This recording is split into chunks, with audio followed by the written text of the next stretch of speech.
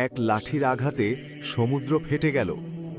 ফেরাউনের হাজার হাজার সৈন্য পেছনে, সামনে বিশাল লাল সাগর, পালানোর কোনো পথ নেই। সবাই ভয়ে কাঁপছে, কিন্তু সেই কঠিন মুহূর্তে দাঁড়িয়েছিলেন মহান নবী মুসা আলাহিসাল্লাম। লোকেরা বলল, হে মুসা, আমরা তো ধরা পড়ে গেলাম। তিনি শান্ত কণ্ঠে বললেন, কখনো না, নিশ্চয়ই আমার রব আমার সাথে আছেন, তিনি পথ দেখাবেন। আল্লাহ তাআলা ওহী দিলেন, তোমার লাঠি সমুদ্রে আঘাত করো। এক আঘাত আর সমুদ্র দুই ভাগ হয়ে গেল। পানি দাঁড়িয়ে রইল পাহাড়ের মতো।